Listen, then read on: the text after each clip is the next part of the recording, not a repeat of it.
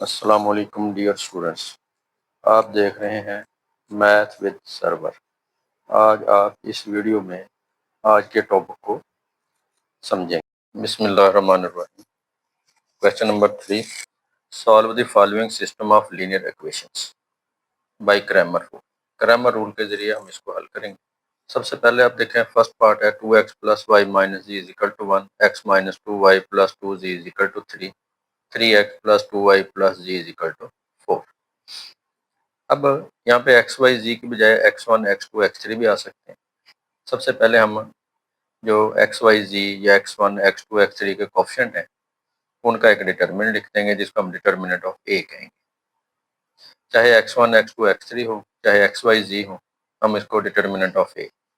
इसमें हमारे पास x के कोफिशिएंट आ जाएंगे 2, 1 और 3 पहले कॉलम में, y के आ जाएंगे 1 -1 2 दूसरे कॉलम में, -1 2 और 1 जी के कॉलम कोफिशिएंट थर्ड कॉलम में आ जाएंगे। जबकि जो राइट साइड पे वैल्यू है उसको हम मैट्रिक्स बी से रिप्रेजेंट करते हैं 1 3 और 4। सबसे पहले आप इसका डिटर्मिनेंट फाइंड करें। देखें इसका डिटर्मिनेंट कैसे फाइंड करेंगे। फर्स्ट रो के जरिए हम एक्सपेंड करते हैं, पहला एलिमेंट लिखेंगे, फर्स्ट रो और फर्स्ट कॉलम छोड़ के बाकी एलिमेंट हम इस डिटर्मिनेंट में लिख देंगे।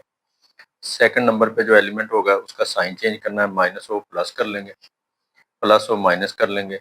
फर्स्ट रो सेकंड कॉलम छोड़ के बाकी एलिमेंट लिख देंगे 1 2 3 और 1। थर्ड एलिमेंट जो है फर्स्ट रो थर्ड कॉलम का एलिमेंट -1, जो अलामत इसके साथ होगी वही लगाएंगे। अगर यहाँ पे कोई अलामत नहीं होती तो फिर +1 लगाएंगे, अगर माइनस है तो माइनस लगाएंगे। फिर फर्स्ट रो और थर्ड कॉलम छोड़ के बाकी एलिमेंट लिख देंगे। 2 आ जाएगा हमारे पास, इनको मल्टीप्लाई करेंगे, -1 और ये -4 आ जाएगा। 2/2 का डिटर्मिनेंट एक्सपेंड हम पहले भी कर चुके हैं। -1 लिख के ये 1 -6 आ जाएगा, फिर -1 2, ये -3 आएगा, प्लस कर लेंगे, -1 -4 -5 2 आर -10, 1 -6 -5 +5 आ जाएगा, 2 + 3 5, 5 -1 से मल्टीप्लाई होगा -5, ये 5 और 5 कट जाएगा तो 10 आ जाएगा। नॉन जीरो वैल्यू आ गई हमारे पास, तो ए जो है ये नॉन सिंगुलर मैट्रिक्स का डिटर्मिनेंट आ जाएगा। अब हम इसके बाकी डिटर्मिनेंट लिखेंगे, जिसमें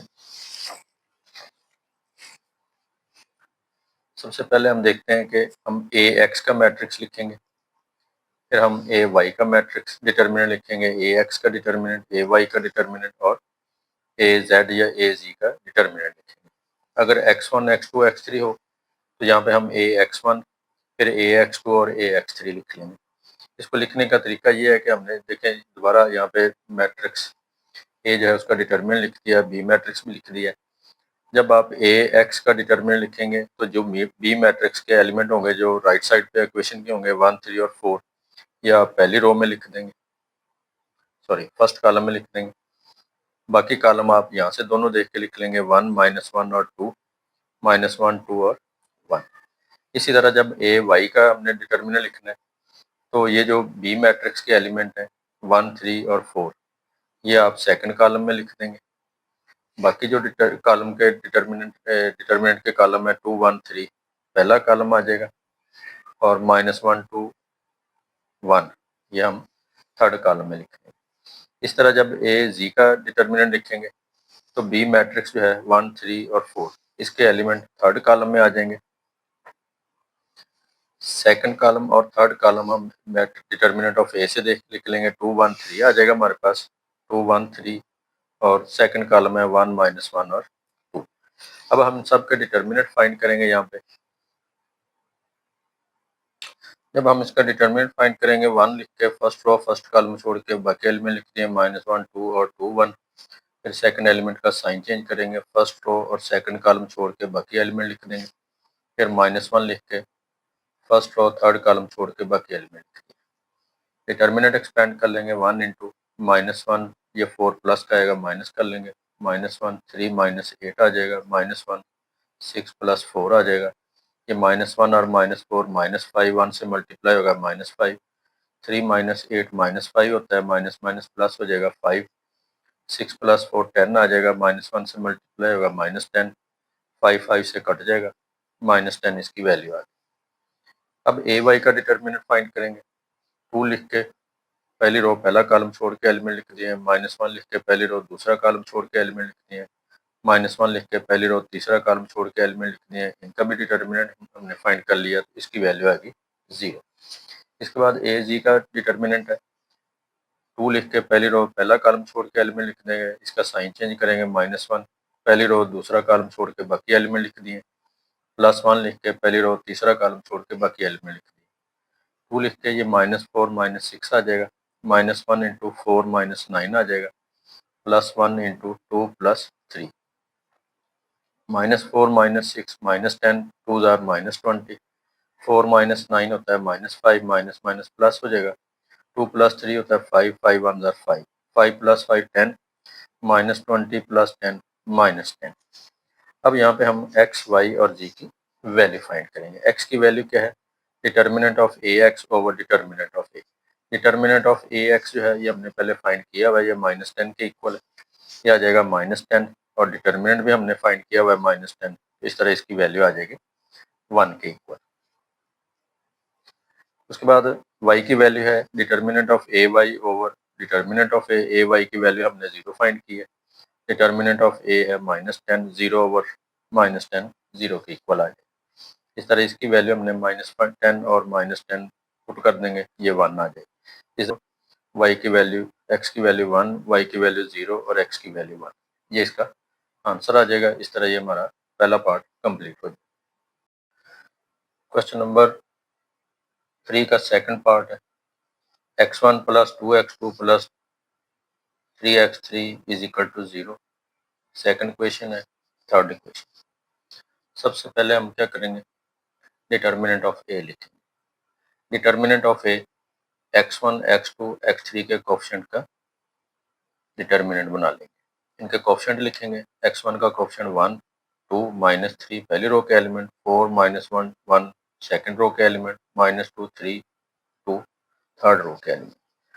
डिटर्मिनेंट फाइंड करेंगे, 1 लिख के पहली रो पहला कॉलम छोड़ के बाकी एलिमेंट लिख दिए, -2 लिखे फर्स्ट रो सेकंड कॉलम छोड़ के बाकी एलिमेंट लिखे, ये थर्ड एलिमेंट वैसे लिखेंगे, माइनस है तो माइनस लगाएंगे, प्लस है प्लस लगाएंगे, फर्स्ट रो थर्ड कॉलम छोड़ के बाकी एलिमेंट लिख देंगे।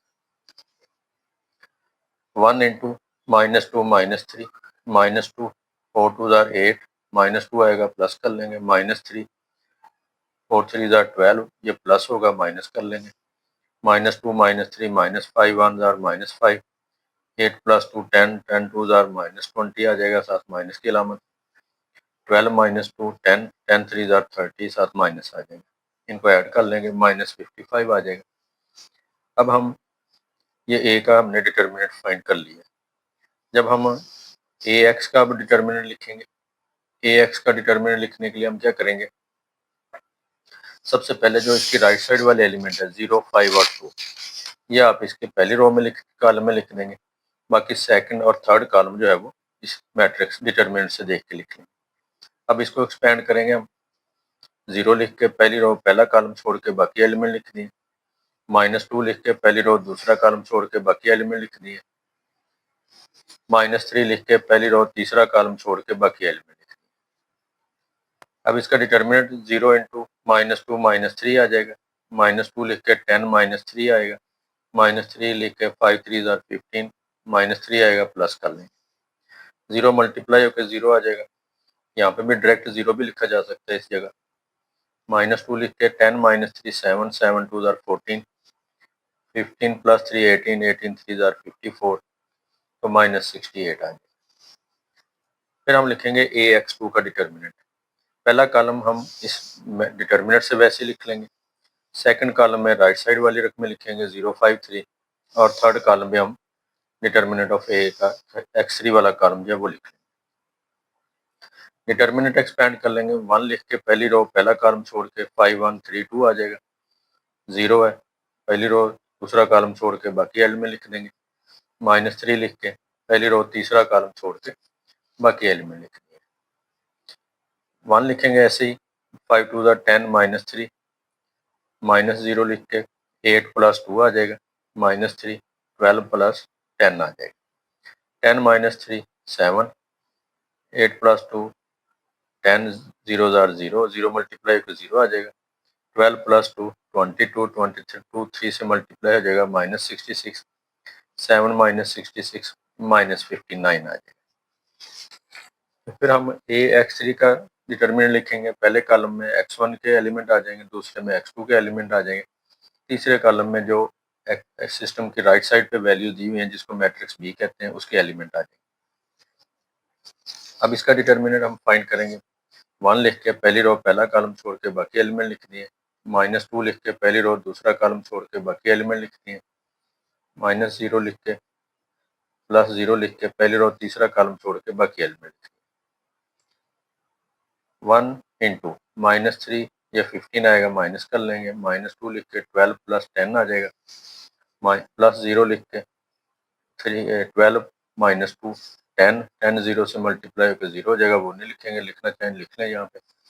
ये -3 -15 -18 आ जाएगा, 12 + 2 10 22 -2 से मल्टीप्लाई होगा -44, ऐड कर लेंगे -62 आ जाएगा। अब हम x1, x2 और x3 की वैल्यू फाइंड करें।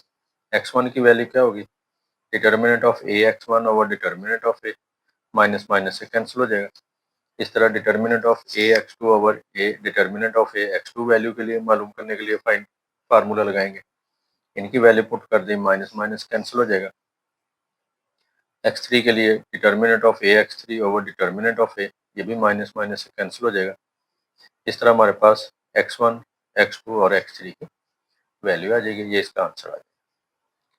थर्ड पार्ट है इसका, सिस्टम आपको दिया हुआ है 2x1 - x2 + x3 = 1, x1 + 2x2 + 2x3 = 2, x1 - 2x2 - x3 = 1। सबसे पहले आपने इसके कोएफिशिएंट का एक डिटर्मिनेंट लेना है। इसको हम A का नाम दे देंगे, डिटर्मिनेंट ऑफ A 2 - 1 1 पहली रो के एलिमेंट, 1 2 2 सेकंड रो के एलिमेंट, 1 - 2 - 1 थर्ड रो के एलिमेंट। डिटर्मिनेंट फाइंड करेंगे, 2 लिख के पहली रो पहला कॉलम छोड़ के बाकी एलिमेंट लिख दिए, सेकंड एलिमेंट का साइन चेंज करेंगे, फर्स्ट रो सेकंड कॉलम छोड़ के बाकी एलिमेंट लिख दिए, +1 लिख के पहली रो थर्ड कॉलम छोड़ के बाकी एलिमेंट लिख दिए। -2 इंटू ये -2 और ये -4 आएगा, प्लस कर लेंगे, +1 इंटू -1 -2 आ जाएगा, +1 इंटू -2 -2 आ जाएगा, 4 - 2 आएगा 2, 2 2 ज़ार 4, -1 -2 -3, 1 से मल्टीप्लाई होगा -3, -2 -2 -4, 1 से मल्टीप्लाई होगा -4, 4 4 से कैंसिल हो जाएगा, -3 आ गया, इसका सोल्यूशन एग्जिस्ट करेगा। अब हम इसके AX1, AX2 और AX3 के डिटर्मिनेंट फाइंड करें। सबसे पहले AX1 का डिटर्मिनेंट है, फर्स्ट कॉलम में जो राइट साइड वाली रकम है वो लिख देंगे, सेकंड और थर्ड कॉलम जो है इसे डिटर्मिनेंट से देख के लिख लेंगे। अब इसका डिटर्मिनेंट फाइंड करेंगे। पहली रो फर्स्ट रो के जरिए एक्सपेंड करेंगे, 1 लिख के पहली रो पहला कॉलम छोड़ के बाकी एलिमेंट लिख दिए, सेकंड एलिमेंट का साइन चेंज करेंगे, फर्स्ट और सेकंड कॉलम छोड़ के बाकी एलिमेंट लिख दिए, +1 लिख के फर्स्ट और थर्ड कॉलम छोड़ के 2 2 1 -2 बाकी एलिमेंट लिख दिए। 1 इंटू -2 + 4 आ जाएगा, +1 ये -2 आएगा, ये 2 प्लस का होगा, माइनस कर लेंगे, +1 -4 ये 2 प्लस का आएगा, माइनस कर लेंगे, 4 - 2 2 आएगा, 2 1 ज़ार 2, -2 -2 -4 1 से मल्टीप्लाई होगा -4, -4 -2 -6 1 से मल्टीप्लाई होगा -6। इन दोनों को ऐड कर लेंगे, ये बन जाएगा 2 - 10 -8 आ जाएगा। यानी कि इसको आप इस तरह भी लिख सकते हैं 2 - 10, तो ये हमारे पास आ जाएगा -8। फिर है AX2 का डिटर्मिनेंट, फर्स्ट कॉलम तो इसी डिटर्मिनेंट से आप देख के लिख लेंगे 2 1 1, सेकंड कॉलम में आप राइट साइड वाली रकमें लिखेंगे और थर्ड कॉलम में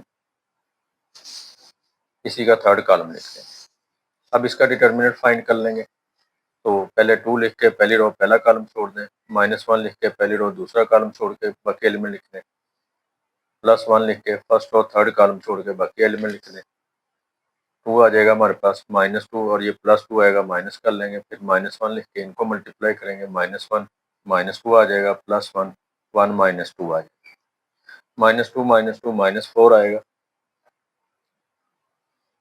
2 से मल्टीप्लाई हो जाएगा -8, -1 -2 -3, -1 से मल्टीप्लाई होगा +3, 1 -2 -1 आएगा, 1 से मल्टीप्लाई होगा -1, ये -9 आ जाएगा, +3 -6।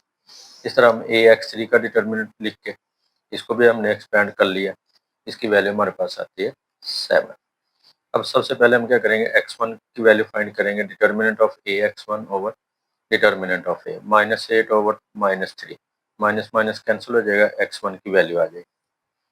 x2 की वैल्यू है ax2 determinant over determinant of a, -6 over -3, minus minus से कैंसिल हो जाएगा, 3 2 ज़ार 6, 2 इसकी वैल्यू आ जाएगी। x3 है determinant of ax3 over determinant of a, इनकी वैल्यू पुट कर दी। इस तरह हमारे पास x1 की वैल्यू 8/3, x2 की वैल्यू 2 और x3 की वैल्यू -7/3। ये हमारा क्वेश्चन नंबर 3 कंप्लीट हो गया है। अस्सलाम वालेकुम। आपको अगर ये वीडियो पसंद आए तो आप इस चैनल को सब्सक्राइब ज़रूर कीजिए, लाइक भी कीजिए और शेयर भी कीजिए।